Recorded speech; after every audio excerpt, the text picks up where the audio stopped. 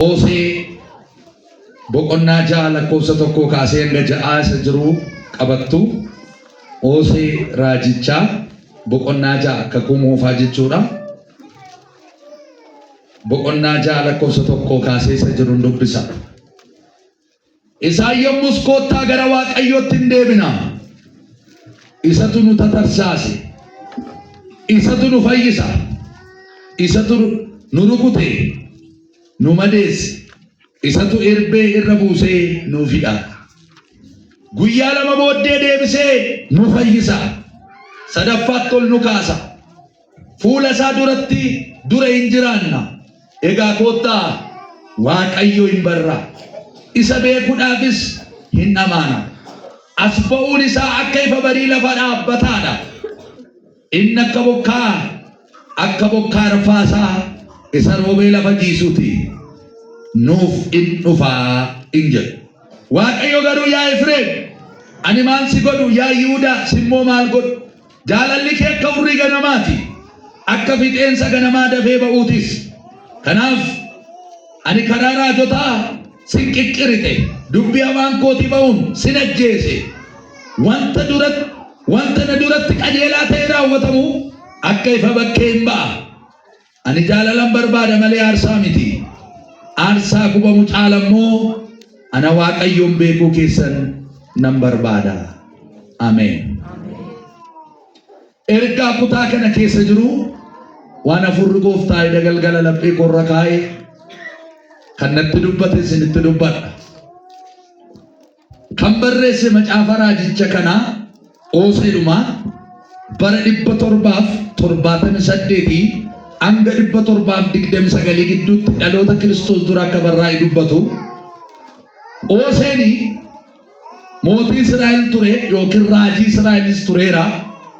Bara boojuu duraa tajaajila kennaa kan ture, bara raajicha Isaayyaas fi Milkiyaas keessa ergaa raajii dubbachaa kan turedha raajiin kun. Haa ta'u malee boqonnaa tokko keessatti raajii kana Waaqayyoo saba isaa ittiin barsiisuuf jedha. Jecha haadha manaa ejjituu dhaqii fuudhee haadha manaa ejjituu Gomoree kan jedhamtu tokko fuudhe. Kanaaf hiikii maqaa Osee jechuu fayyina jechuudha. Oseedhuma jechuun maqaan isaa fayyina jechuudha. Kanaaf Waaqayyo bara keessatti immoo dhaloota gara yaada isaatti, gara mootummaa isaatti, gara fedha isaatti warra deebisan raajota, luboota kaaseetti fayyadamaa ture. Bara keenyas jiru ergamoota, lallabdoota, barsiisota, paasteroota, raajota.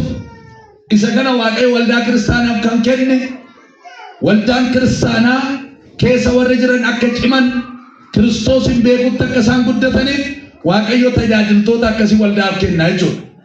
Kanaaf bara kakuu moofaa kana keessatti raajiin kun haadha manaa ejjituu kana dhaqee fuudhee erga ishii wajjin jireenya jalqabee haati manaa isaa kun ijoollee sadi deesseef.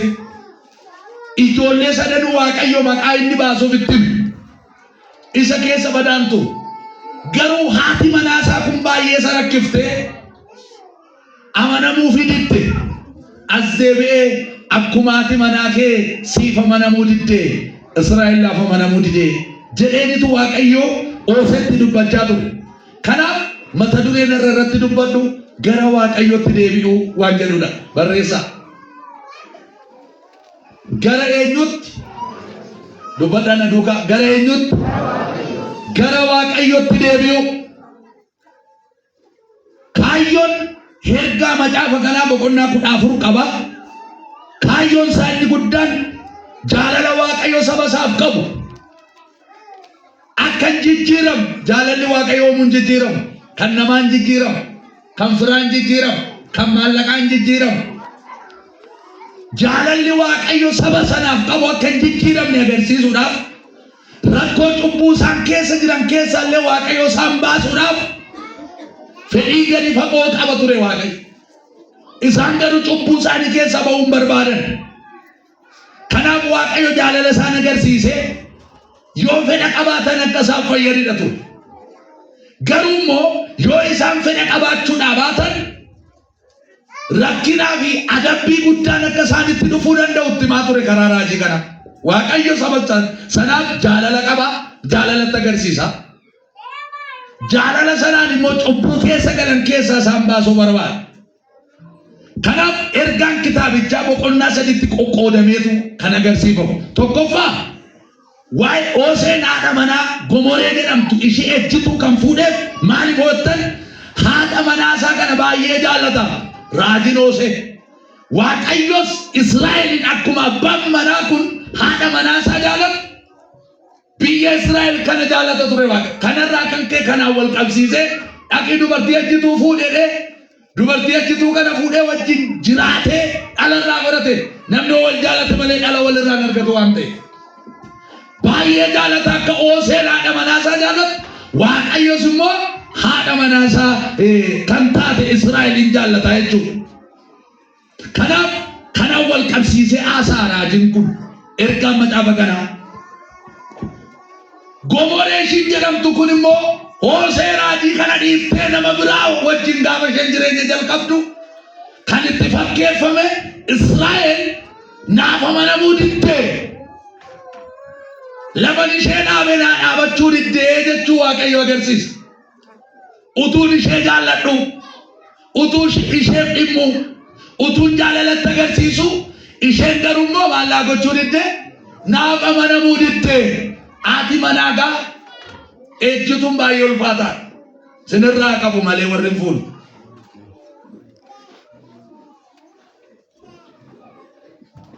Kanaaf boqonnaa 4-13 gidduutti argina gara Waaqayyootti akka deebi'an eebbi fayyinni akka argamus Waaqayyootti dubbateera.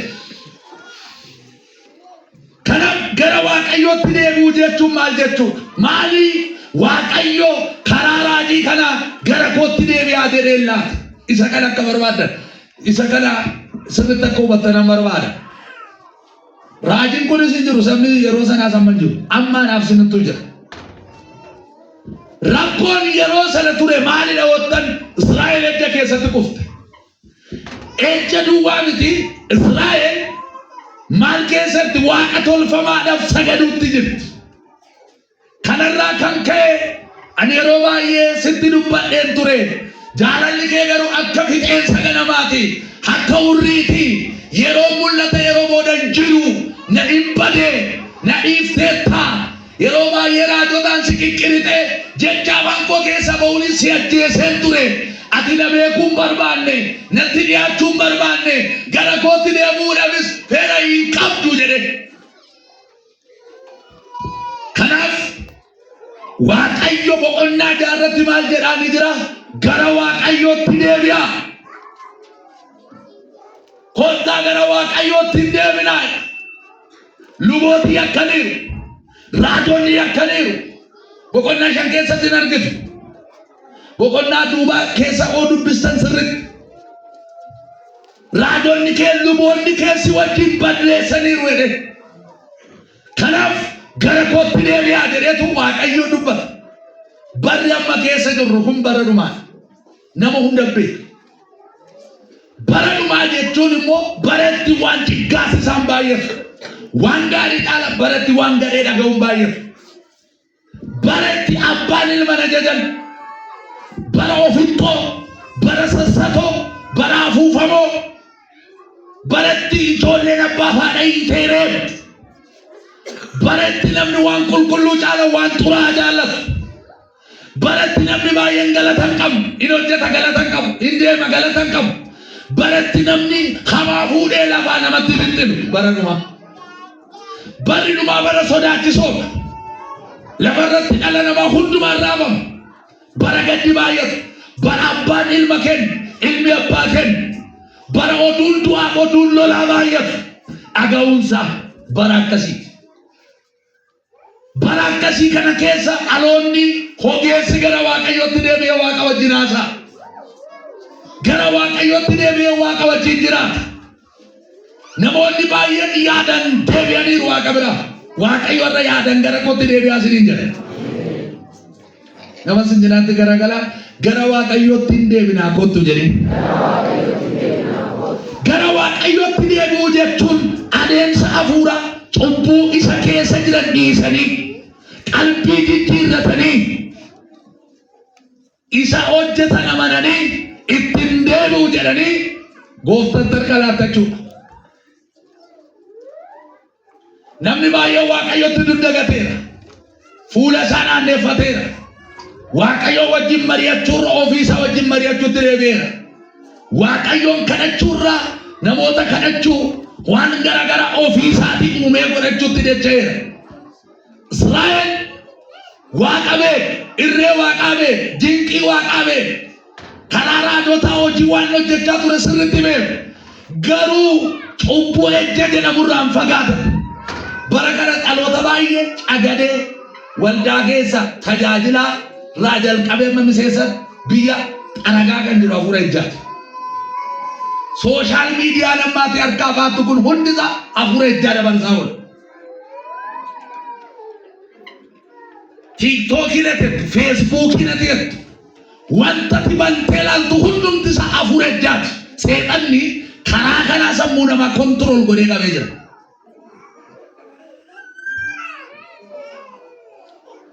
Kanaaf namoonni baay'een yaada Waaqayyoo irraa fagaatanii fedha foon isaanii duukaa kan bu'uu jalqabaniif Waaqa tolfamoodhaaf aarsaa gochuutti jalqaban. Kanaaf Waaqayyo guyyaadhaa gara guyyaatti deebi'a jechaa ni ture. Bara dhumaa kanatti immoo ilma isaa ergee deebi'a. Ilma isaa kanaan nutti lallabe Waaqayyo Kiristoosin deebi'a. Mootummaa Waaqaa dhiyaateera gara Waaqayyootti deebi'aa jedhee lallabaa ture Yesuus. Qalbii keessa jijjiirradhaa jedhee lallabaa ture Yesuus. Raajiin kana booda ka'ee deebii siin jedhu kana caalan jiru. Waan isarraa dhageen, waan isarraa baran si yaadachiisuuf yeroo sinitti lallabna malee Yesuus Kiristoos booda kan dhufu hin jiru. Nuyi bakka nu muubatee ambasaaddara nu godhatee isuma inni jedhe irra deddeebine akka saba yaadachiifnu itti himnuuf Waaqayyo iddoo kanatti nu waame. Malee ergaa wayii humnee kalaqnee bakka nu finnee dubbannu isa Kiristoos dubbate isinitti dubbachaa jira. Sa Phaawulos faa lallaban si yaadachiisaa jira. Sin dammaqsaa jira. Ga'een keenya kana. Kanaaf lallabni akka kanaa keessa namaa fayyisa waan ta'eef sirriitti na dhaggeeffadha. Gara Waaqayyootti deebinaa. Gaafa dubbiin dhugaa nu gahe. Maaliif gara Waaqayyootti deebina kan jedhutti dafee darba? Maaliif? Yoo gara Waaqayyootti deebinuu baanne maaltu ta'a? Yoo gara Waaqayyootti deebine immoo maaltu nu ta'a? Koottaa gara Waaqayyootti deebina. Isatu nu tatarsaase, isatu nu fayyisaa. Aloonni gara Waaqayyootti deebine hin adabama.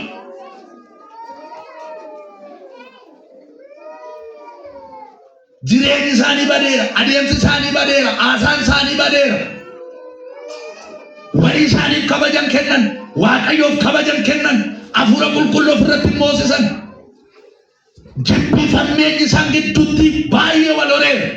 Kanaaf Waaqayyo koottaa gara kootti deebi'aa jedhanii jira. Maaliif gara Waaqayyootti deebine? Isa jalqabaa cubbuurraa qullaa'uuf. Cubbuurraa qullaa'uun hangafadha. Utuu cubbuu keessa jirtu yoo duute akka carraa tajaajilli waggaa 20-30 tajaajilli kurnoo waggaan guyyaa natti kenniti. Utuu ati cubbuu keessa jirtu yoo duute siin lakkaawwamu isa dhuma hojjettee siin lakkaawwamu waan ta'eef sitti cufamu. Amanaan jireenya qulqullaa'aa jiraachuun dirqama isaatiif fedhii isaa miti. Kiristoos gara maalitti nu waame jedhama jaa? Gara qulqullummaatti nu waame. Lallabni akka kanaa gaafa lallabamu warri qulqullummaa keessa hin jiraanne hin jaalatan. Nan beeka. Qorichi kan kennamu dhukkubsataadhaaf moo fayyaadhaaf? Na duukaartu qorichi eenyuuf kennama? Cubbuun waan lama tokko waan Waaqayyoon hin hojjetinaa jedhe hojjechuudha. Lammaffaan Waan waaqayyo hojjedhaa jedhe hojjechuu dhiisu kanuma lamaan keessatti dhuma. Cubbuun hiika isaa kanumaan qabadha. Cubbuun ajajamuu diduudha. Ala namaatti kan dhufedha. Cubbuun karaa lama jireenya namaa irratti hojjetu. Tokko cubbuu dhaalaati. Lama cubbuu gochaati. Cubbuun gochaa kun beekanii kan godhanii fi utuun beekin kan godhanii. Kanaaf ayyaanni waaqayyoo nu qulleessuudhaaf ilmaan warra waaqarraa akka nu jedhamnuuf ilmi waaqayyoo dhufee lubbuu isaa kan nu laateef cubbuu dhaalaa kanarraa, cubbuu gochaa kanarraa, cubbuu beeknee wallaallee hojjennerraa bilisa nu baasuuf, nu qulqulleessuuf dhiiga isaa dhangalaasa. Dhiigi Yesuus kan dhangala'eef faarfatteetuma akka biraa galtuun miti. Waa'ee isaa lallabdee akka biraa galtu doontaan ittiin akka qullooftuuf. Jireenyi kee akka ittiin qullaa'uuf. Inni ilma isaa cubbuu hundumaarraa nama qulqulleessa. Ameen jedhamu. Cubbuurraa qullaa'uudhaaf immoo gara ilma isaatti deebi'uu qabna. Gara waaqayyootti deebi'uu qabna. Gara hafuura qulqulluutti deebi'uu qabna. Addunyaa kanarraa kan cubbuutti nama fayyisu Yesuus hin alamtuni. Anamma nuyi warra alaatiif boonya, warra waaqa namannee boonya, warra gara Kiristoos hin dhufnee boonya. Innumti mana keessa jiru si oliif qophaa'aa jira waan ta'eef. Inni waldaadhaan miseensa jennee of harkaa qabnu baay'eensa mucaa gaannam ta'ee jira. Ati misara cubbuu kan hojjetu hunduu mucaa seexanaa ta'e. Dhaqanaa dubbisaa ragaa wajjin haasa'u wayya. Cubbuu kan hojjetu maalidha? Na wajjin haasa'a maqaa Yesuusin. Cubbuu kan hojjetu maalidha? Ay mucaa waaqaati. Ameen. Mucaa eenyuuti? Ergaa Yohaannis duraa boqonnaa 3 lakkoofsa 4 kaasanaa dubbisaa ariifadhaa. Mucaa seexanaa mucaa waaqayyoo eenyu akka ta'e gaarraan barattu. Cubbuu kan hojjetu hundinuu seera malee jiraata. Cubbuu jechuun seera malee jiraachuudha jedha Yohaannis. Yesuus Kiristoos maal balleessuu dhufe? Dhukkuba kaansarii miti. Cubbuu balleessuu dhufe. Akka mul'ate sirriitti barattanii beektuu jedhaan. Inni garuu cubbuu hin qabu. Inni cubbuu balleessuu dhufe kun immoo cubbuu hin qabu jedhe.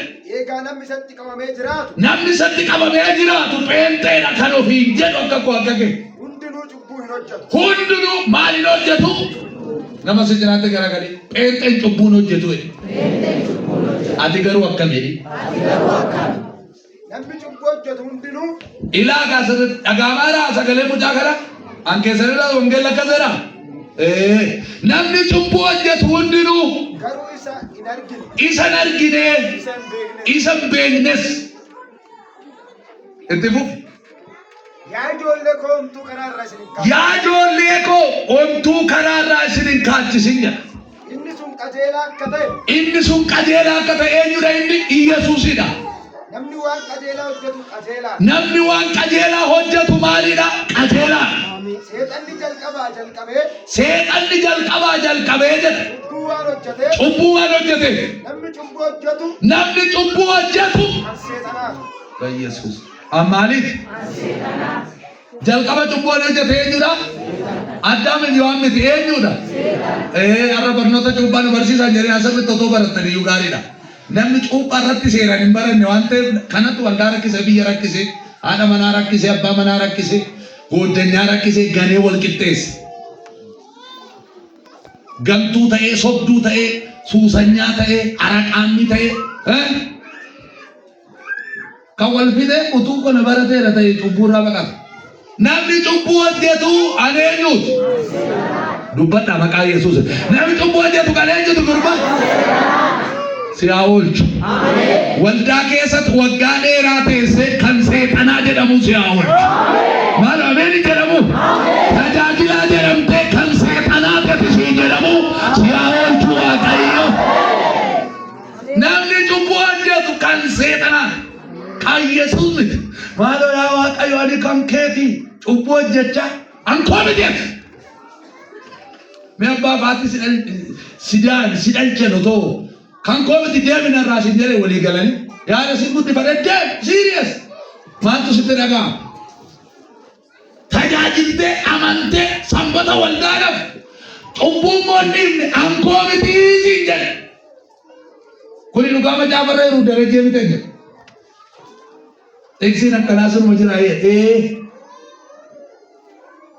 cubbuun seera malee jiraachuudha firoota koo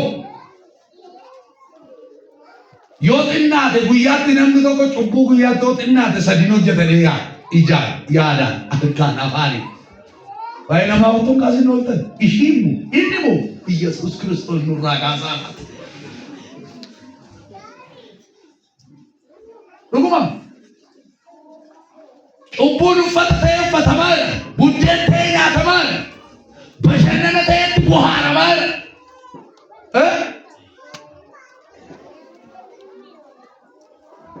dachee cubbuun faaram Yesuus ikkoo kaayyoon eegamasa cubbuu balleessu anarraa sirraa cubbuu balleessu dhaloonni cubbuun irraa badummoo dhaloota guyyaadha gara guyyaatti fuula isaatti deebi'u warra isa barbaadan warra gara isaatti deebi'an Waaqayyo isa isaan duukaa deemu kotaa kototi amala du'aa amala suusii irraa kutee adda baasa waan irraa gara isaatti deebi'anii qarra waraanni jira cubburraa bilisa baasa Waaqayyo Yesuus maalluu godhe waqtan cubburraa bilisa si baasa maallaa godhe jedhudha booli tokko maallaa godhe homaasiin boole maallaa godhe tajaajilanii taa'e ne eeggate malee ne xiqqeesse malee namaa gadi ne godhe utuun isaa hojjedhu utuun fiigu balbalarratti dhufu dhukkubarraa na fayyisuu danda'e jedhu namoonni baay'ee lakkii isa firri kee qabeenyi kee irraa bilisa si baasuu hin dandeenye cubbuu dhaloota cubbuu guyyaa keessarraa dhufee harka isaa kan ciin waraaname mataa isaatti qoraattiin kaawwame dhagni isaa eeboon tumame kan cicciteef anaaf si bilisa baasuuf si qulqulleessuudhaaf aqallee araarri isaa dhiigi isaa ganama kana cubbuu ati qabdurraa bilisa si baasu meerqa galqas fayyinni koo gaafa sana gaafa ati qulloottedha biyyi kee nagaa ta'a manni kee nagaa ta'a hojiin kee nagaa ta'a arraa kaasee kanaaf siif araarri Waaqayyo haa deebi'u afayyisu Waaqayyo jireenya kee meerqa geessu yaa Waaqayyoodha ana nama cubbamaatti araarameedha Waaqayyo tuuntuun jaalatu jiru gooftaan Yesuus gaafa barsiisu namoota lamatu kadhannaaf chachii dhufe inni tokko baay'ee agalgaayidha xinnoo akka agalgaayoof godha torbeetti yeroo lama nan sooma jedhee kana duwwaa immoo miti kurnaffaa koo addan kutu nan kaffalaa haleluuyaa jedhee xinnoo gara iddoo aarsaatti garagalee galanni siifaa ta'u akka namitti ishii qaraxa fuutuu sana waan nan gooneef isheen wanbadeedha isheen ejjituudha isheen sobduudha isheen haca barbaadidha gubboo nyaatti galanni siifaa ta'u gooftaan kadhannaa isaas laaleetuma namitti ishiin sun immoo dhuftee ijumaan illee gara samii ol hin ilaalle gadi of deebisee nama jira muka jira eewu jira laalle namichi dhumnaan laphee isaa dhabse anoo nama iddoo kana dhaabachuun narra jiru miti haraara kenna dhaabe malee amma saraara naa godheedha isaan lamaan kana keessa kadhannaa namicha laphee isaa cabse kadhatee nissaa galee sana Waaqayyo ilaale Waaqayyo qalbii jijjiirrannaa ta'e ni ilaala maaliif eebbifamuu dinna utuu qalbii jijjiirratiin kadhannaan cufaadha sami utuu qalbii jijjiirratiin na guddisiin soba rakkoo biyya keenya irratti dhufe rakkoo saba keenya irratti qilleensa irratti maasaa kee irratti karra kee irratti horii kee irratti waldaa irratti ola deema irratti dhufe sababni inni guddaan sababa cubbuu namni keenya amma hin deebine Waaqayyo hin deebine kanaaf amma dhufee mataa namaa irra ga'utti namni baay'een hin dammamu dhaloota araara kadhatan Waaqayyo araara godhaaf bara jiraattu keessatti si eebbisu laata si kadhu bara jiraattu keessatti yoo wanti baay'ee sitti irra kayyuu araarri Waaqaa sitti irratti maal erga ol kaafatee fudhatu kana ofitti laggamta ol kaafadhuudhaas ilaalaa jira. Araarri Waaqayyoo mana keerraan namamin. Araarri Waaqayyoo karaa keerraan namamin. Duumessi araara Waaqayyoo mana keerraan namamin. Oolchi Waaqayyoo ija keetiin argee. Fira koo deebii giddeen lammana Waaqayyoo wayya. Biyya lafaa hin deebin. Telefoonitti hin deebin. Fannisi hawwiisa. Hajjeeti fedha isaa keessa. Kiristaanummaan isa kana malee kiristaanummaan buddeen nyaatanii wayyaa uffatanii sanbata maarii ta'anii sanbateedhuma duwwaa warra deddeebi'an isa kana duwwaa miti kiristaanummaan. Soorummaa fooniitiin fiiguu miti kiristaanummaan. Waaqa wajjin jiraachuudha kiristaanummaan. Waaqa beekuudha kiristaanummaan. Jaalala isaa hubachuudha kiristaanummaan. Jaalalli isaa jireenya kee irratti dhangala'aa. Hubadhu akkasii hubachiisa maqaa Yesuusiin. Cubbuun tokkanniishan amala warra ollaa isaanii gochaa turan warri Gibsiisaa shaakalsiisaa turan keessaa ba'uu dadhaban. Nu amma azaabii deebisuu hin dandeenya. Azaabii ture nu deebisaa gara ofiitti. Bilchinna fuuraa nu keessaa sokkee. Bilchina fuuraa sanbatuma sanbata dhuftee argattu. Sittan hima gaafa leenjii jiru kottu leenjii baran kadhan tsoom gaafa sana afurri kee haala adda balaa deema. Namoota tokko sanbatuma qofaa waggaa 20 guutuu erga mana Waaqaa dhufan sanbatuma ishii gidduu dhufu. Na of galcha bagan jedhe nama biraa dhufee sitti maame. Sanbatuma dureetu cuuphaa baradhu hin bihi. Duuka buutuu baradhu hin bihi. Maal waa'ee taa'elaa baradhu hin bihi. Barnootaan qabu immoo gaafa geggeessummaa na filaa jedha. Waarii keessatti na filaa maaloo. Lakkii baradhu bilchaan Waaqa wajjin akkamitti akka jiraatan hubadhu. Siin maaliif Waaqayyo lisaana isa jedhamu siin kenna? Maaliif afaan haaraadhaan naasoftu? Maaliif afaan haaraan hin kadhattu? Har'a maqaa Yesuusiin ibiddi naafaa wayii isinitti haa qabatu. Too bakka koonu azaabattani silaa waa isinii gala. Har'aa jalqabee erga kiristaana ta'uun kenoolle nama Yesuus irraa dhalate ta'e. Ishee bayi namantii kenna. Tokko qaanaa. Hin qaalain nama natti yelloo guyyaa dhufa kootti iyyellain. Cubbuurraa bilisa baanan waan eebbaa fuudhaa sirratti dhangalaasa. Afaan haaraan kee dabalaa deema. Kadhachaa ni deemta bakka jireenyi kee gaafa cimaa deema. Amma meeqa jira amma afaan haaraan erga gatee waggaa 3 waggaa 4 gate. Atamma gaafa konfireensiin dhufee tajaajilaan dhufee erga mataarra si kaa'utti maleen guutamtu miti deebitee. Ibiddi kee qaatadhaanis jala. Kanatti namni keessa baree mana Waaqaa keessa baree wangeela akka waan keessa baree bitee of laalee warra tajaajilaa oolu taajjabaa olee gala. Nama amala nama maraatee keessaa namni maraate keenyallee qina wayii qaba malee maraataa hin jedhamu. Otoo yaalameen fayya maraataan biyya kana. Maraataadha warri kan jedhan warri faranjii. Ibidda irraa bishaan irraa namas horiis kan adda baaseen beekne. Halkaniif guyyaa kan adda baaseen beekne maraataadha jedhu isaan. Inni keenyaa kun makiinaa jalaa goraa. Birrii si kadhata. Buddeen nan beelee si jedha. Si beeka si dubbisa. Hanqina wayiiti malee maraataa miti jedhu isaan. Namni gaafa tuqame isa beeku wallaan. Hin irraanfatu. Gaafa ibidda fuura qulqulluun si tuqe akka maraataa kanaa ta'a. Amala kalee beektu ittiin deebitu. Dhiistee bira dabarta. Sin beekuu jettaan maqaa Yesuusin tuqamuun erga noolle jaalala ibiddaa fuura qulqulluun tuqame. Gaafa akka nama qalbii kutaan jiraatu hin lallabda hin adeemta hin maraatee mucaa kana danda'a lakki hin maraanne mijoo kana danda'a hin maraanne abidda wangeelaatu garaa kola seela. Kana waan isaan galeef deebi'aa gara Waaqayyoo tanaan jaliibani mootota dura dhaabatanii akka nama qalbiin kee butamee nama olaas lakki hin butamne.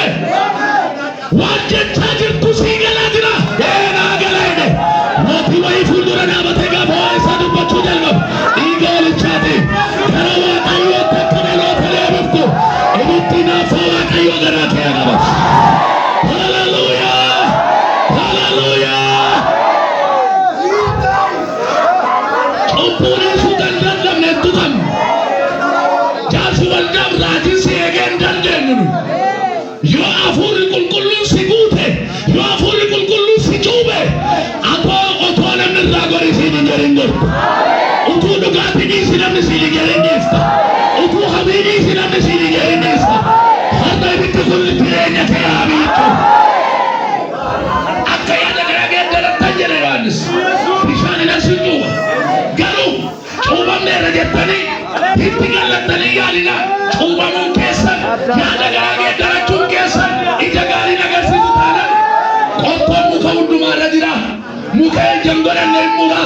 Peentee taatee jedhamdee teessa taanan hammarraa ilma sitti lallab. Waggaa 5 guuta, waggaa 10 guuta. Ati ammayyuu jijjiiramu. Har'agaa akkana siin jedha. Inni raajota irra caalu, inni biddaan nama cuubu. Inni afarsaa of harkaa qabu. Inni gingilchaa of harkaa qabu. Isa callaa gootaratti inni galchu. Isa biqii biddaan namnen inni gubu. Har'a ibidda hafuuraan si haa guutu. Si haa cuubu. Deebii cuubamta. Nama baay'ee bishaan hin cuubne malee hafuuraan hin cuubamne. Kanaaf rakkinni guddaa. Kotto boleessa koo ani sittani maarra boleessi kee. Gara Waaqayyootti deebi gati bakka. Maaltu si durgaa biyyi lafaa maraa qabu. Du'oo obboleetti jaalatteeyyuu yoo ishee alaa duute gaddeettirraa deemte bakka du'aadhaanii gati deebi. Biyyi lafaa kun eenyu min tolle doktoraa ajjeeste, piroofeesara ajjeeste, qola deemaa ajjeeste, naggaadee ajjeeste, siiniin toltu yoo daftee gara Yesuusitti deemuu baate akkuma intinaafaa si jeefte murii malee har'a garuu akkasii jedhu Waaqayyo humna qambarrii du'aa jalaan si fudhadha. Inni orma argatu sin argatu. Gara kootti deebii jedha Yesuus. Yesuus wayya. Meesin hoggatan anaaf Yesuus wayya jedha. Gara keettan deebi'a jedha na dhoofti. Namni fudhachuu baatus kana lallabuu qabna amma kana moo. Deebii yoo deebite hin deebinaa koottaa. Abaluun du'e du'e bakka ammana ta'e mamu. Abalu akkas ta'e torbee darbe waatu ta'e bakka hoo'isee dhiisee ammana kun. Maaliin namni bahee galuu dadhabe? Maaliin namni hirriba gaarii rafee buluu dadhabe? Cubbuutu iddoodha Maariyaam. Cubbuutu du'a namarratti fida. Beenyaan cubbuu du'a jedhe gooftaan. Har'a sittani maal obboleessi kee? Wangeelli sii lallabamu kun du'atti si erguun miti. Umurii malee duutu buddeen gaddaa wayyaa gaddaan uffattu. Maqaan Yesuusiin araarri anaaf sii baatu. Mana keerraa araarri Waaqayyo haa buufatu. Keessi kee dhugaadhaan haa qullaa'u. Sammuu kee haa qullaa'u. Hamma oomitti nama jibbitame. Hamma oomitti obboleessa kee kennita. Hamma oomitti obboleettii kee boolla qottu. Hin ga'u. Gara Waaqayyootti hin deebinu. Kan gabaasa gal wal dhaabee wal salphisu beekte. Mana murtii kana tooraqxanii kan gaa'ila hiikaa jiru beekte. Kan wal himatu, kan walitti amma moorayyuu jalqabaniiru. Gara kanatti badaan dhaga'amu malee biyya ormaa keessatti warri moora jawwee wal nyaachisan peentee kooloo. Si ati beekne malee nama baay'ee tokkotti si waamee marsiisii laata duudin dee garaan mana ciniina maaliin jettee dhiisi. Bineensa walitti ta'eera garaan nama. Har'a garuu akkasii jedhu gara kootti deebi'uudhaan sirra lolaa jedha Waaqayyo. Maaliif gara Waaqaatti deebi'u? Cubbuun keenya kokkee nu ga'e. Hamma dhufee nu fudhatutti ilaaluu qabna. Lallabni akkasii nama hoo'isu. Amma miilana natti bane raajii darajee waamnaannaan dhiisaanii nama raffisaa jedhanii miilana nuyi si waamnaan immoo qalbii jijjiirrataniidha. Ani maalan godha? Nama raffisa. Waldaan nama akkamii barbaaddi? Nama hoo'isu barbaadda. Garrameen dhugaa Waaqayyo isinitti hima oolota irratti dura konfireensii na qabsiisanii achuma yaadi kenname inni xinnoo siiriyeesii ta'a biyya nu alaa raffisa dhiisaa miila irratti man sagaleessan dhageera. Sininan kine jedhanii tummoo warri biraan waamanan. Waamnan dinqiin ta'e cubbamaan qalbii jijjiirratee namni hin fayyi. Namni gara waaqaatti deebi'e. Bannaa kee akkana seeni waaqayyo dhiifama naaf haa godhu jedhee tajaajilaan dhufee natti marame. Warri dura taa'ilaa sana nu affeerte nu macheessite nu miite. Nu warra ho'isu malee warra dhugaa nutti dubbatu hin barbaannu naan jedhanii. Har'a waldaani nama ho'isu jaallatti. Dhuguma sinitti hima. Qabadhu warra ittuun fireedii sobaa. Itti ejjedhu mariitti warra dhan qabi harka. Warra dhan. Hin amantaa. Gara waaqayyootti deebi'uudhaan eebbisirraa baqate sii deebi'a. Hallelujah. Meeraati inni na dhiiseedhaame. Inni na dhiiseedhaame. Eebbi waaqayyo naa ka'eedha. Gara waaqayyootti deebi'uu toon jedha. Ammoo humna barbaada jedha. Karaarraa jennaan si barbaada dhiigaalicha.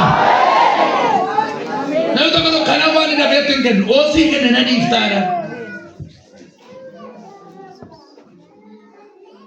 Jireenyi kee kan mi'aa hojiin kee kan urgaa hoo Yesuus keessa raatedha. Kanaan kantu mindaan kee kantu hojiin kee kantu manni kee duwwaa Yesuus keessa hin jiru taana. Kanaaf cubbuurraa deebi'uudhaaf qullaa'uudhaaf gara waaqayyootti deebi'uu danda'u nurra jira. Waaqayyo duwwaatu cubbuurraa bilisa nama baasa. Yesuus Kiristoos qofa. Dhuguma isinitti dubbataniiru namoonni baay'ee waa'ee Yesuus. Raajonni hedduun dubbataniiru. Inni qulqulleessa. Lammaffaa fayyina argachuu. Seera ba'uusa lammaffaa 7:14 namni tokko dafii naa baasa. Seera macaafa seenaa baraa isa lammaffaa boqonnaa 2 lakkoofsa boqonnaa 7:14-15 isa lammaffaa seenaa baraa. Isatu nu tatarsaase isatu nu fayyisa ammoo dhawooseen. Isan nu madeesse. Isa darbeerra buusee nuuf hidha. Sabni koo warri dhuunfaa koo ta'an kun gadoof deebisanii ana barbaaddatan. Karaa isaanii saamaa irraa deebi'anii. Yoo na kadhatan. Ani waaqa irraa isaaniif nan dhaga'a. Cubbuu isaanii isaaniif nan dhiisa. Biyya isaanis nan fayyisa. Sabni koo warri dhuunfaa koo ta'e kun yoo gadoof deebise. Yoo na kadhate, yoo na barbaaddate, ani waaqarraa tokkoffaa kadhannaa isaanii dhagaa, cubbuu isaanii nan dhiisa, irra darbeen biyya isaanii fayyisa. Maaliif namni du'a? Gaafa namni du'u jettanii kan isinitti dhaga'amu jira laata akkasuma. Utuu keessumaa afaan waaqa namanii. Obboleessi keessi biraa bara baraan si walitti galuun jira. Nuyi abbaa faana keenyatti gallee dhugaa ba'uu hin dandeenye. Biyya kee, mana kee, maasaa kee nan fayyisaa gadoof deebisina kadhadhoo dhee waaqayyo Israa'eloota. Yoo sabni kan koo kun gadoof deebisee fuula koo barbaada nan fayyisa biyya isaanii.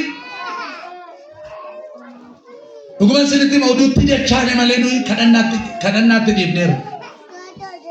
Itti dhiibneerra dhugaa. Eessaa fayyina? Oduu na fayyina fidu. Hamiinoo fayyinan fidu. Ani fayyina sinii kennaa. Amma dhukkubni maqaa isaan beekamne gadhiifamee amma charchirra solii gadi oofnee dadhabnee boqotee naan jedha namni. Dhukkubni maqaan isaan beekamne mana yaalatti hin beekamne baay'achuun isaa sababa cubbuuti. Amma xinnumatti kaansarii. Irgimaan ikkoon abaarsa. Micoonni qoratamutti dhatte kaansarii qabdee dhaba. Kaansarii mataa, kaansarii harmaa, kaansarii maasanii, kaansarii ta'a jedha. Madaan tokko sirratti mul'atee jennaan kaansarii ta'a jedha. Gaafa na kadhattee biyya kee, mana kee, maasaa kee fayyisaa jechaa jira Waaqayyo. Yoo gara kootti deebite. Mee waaqayyo kana fayyisu nan barbaada warra kana wajjin harka kee lamaan ol kaasi warra harka lafa sidii ija kee bal'oona buusa.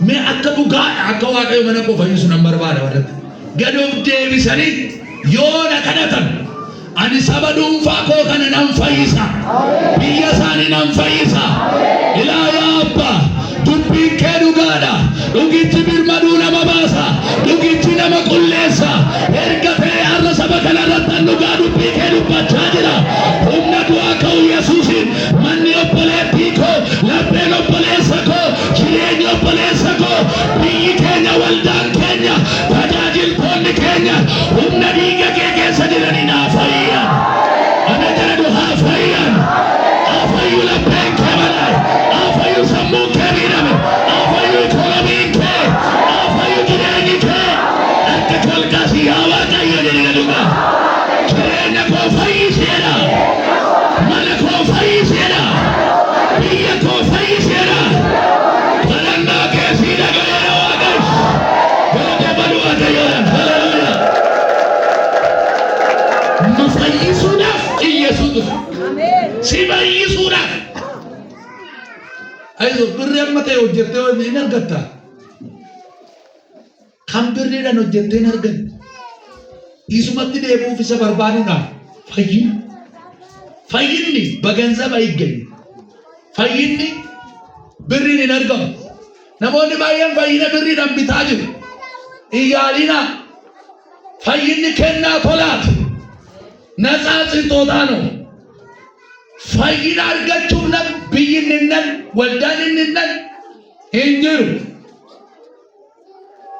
fayyinni dhugaan Kiristoosin barbaaduuf gara Kiristoositti deebi'uun argama yoo gad of deebistee mana kee keessatti waldaa kee keessatti Waaqayyoon kadhatte Waaqayyo waan si fayyisuu dadhabuuf hin jiru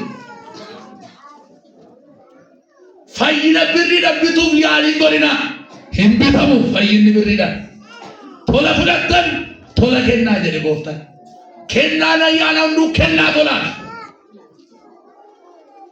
gurguramaa jira bara kana fayyinni gurguramaa jira seexanni sirraa baanan birriin itti fudhatamaa jira harki dhufee sirra korraan birriin itti fudhatamaa jira dhageessanii warra argitan ganaa argitu miti argitanii warri hin argine immoo arguuf jirtu gadi of deebistee waaqan barbaaddattee fayyina argattu taanan gaafa rakkinu fayyina argachuuf birrii gaasta isuma nuun argamu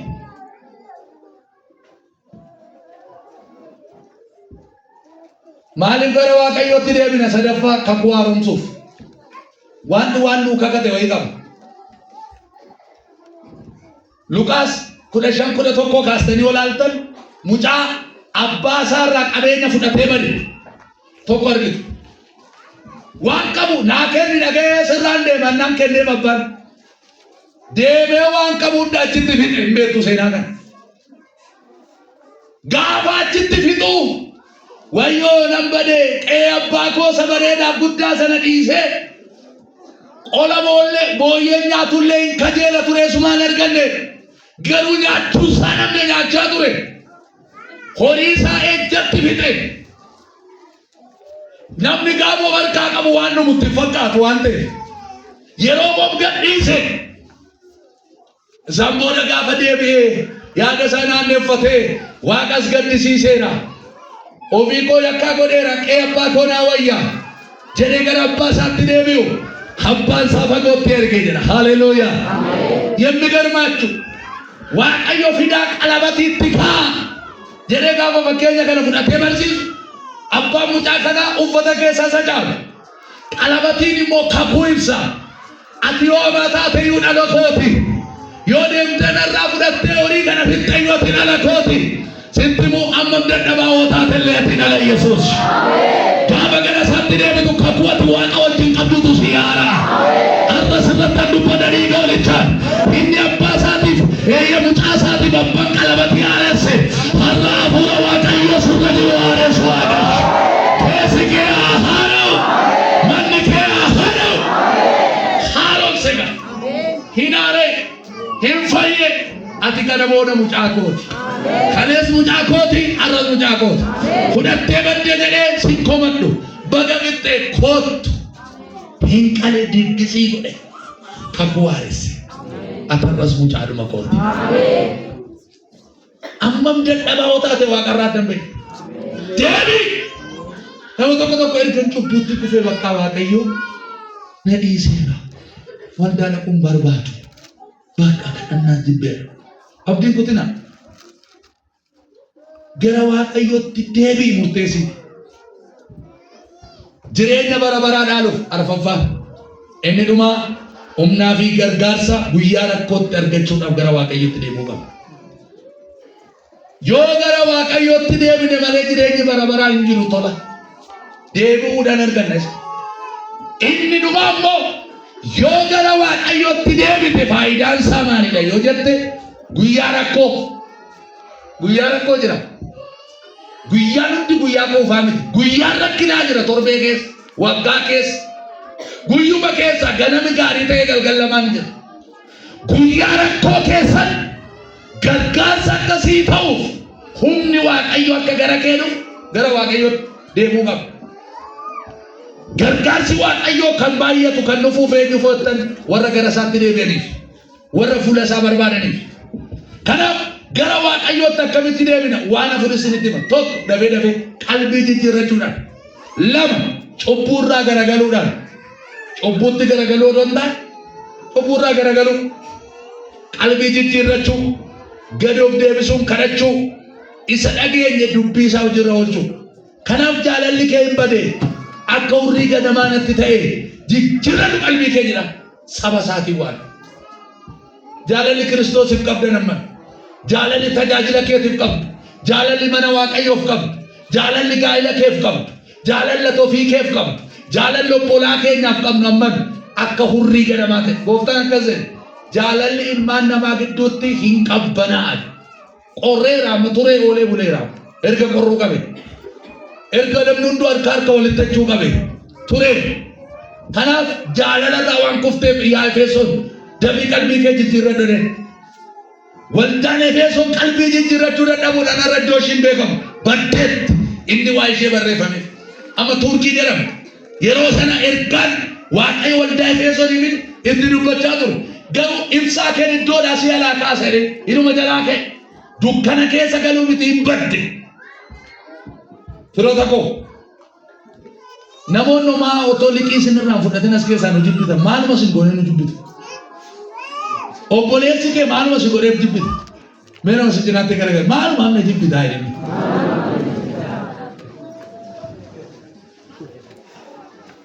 Maatii tokko as keessa jiru ta'uun beeku sana eebbisu lallabni darajji nama waraanaadhaan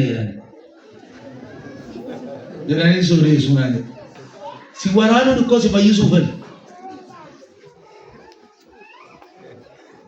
Dhuguma.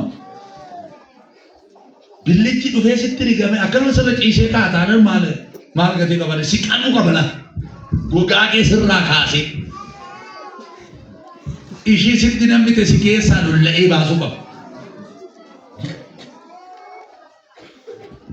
Ani kan obboleessi kee kan sitti himne faranjiin dhufee sitti himne. Wallaggaa dhufee sitti himne.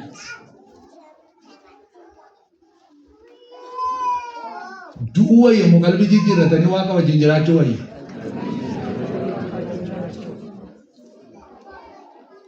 Dargaggootaa irbaata du'aan ta'ina. Waaqa filadhaa Waaqa wajjin deema. Miirri hin darba, fedhiin darba, hawwiin hin darba, Kiristoos hin darba. Zinnaan hin darba, qabeenyi hin darba, saba Waaqa Kiristoos hin darba. Is waan obboleessa irratti si jibbe, waan ollaan irratti si jibbe. Amma mee nama sigaaraa tuttu namni uffay xuuxi jedhaani namni obira darbe. Maaliif hin xaraa deemti namitti. Nama dhuge gaafa hafuurri isaa isinitti bahe hoo maaloo dabaadhu hafuura baafadhattuuni. Waan namni sirratti jibbe maa itti rarraa taate atalaan.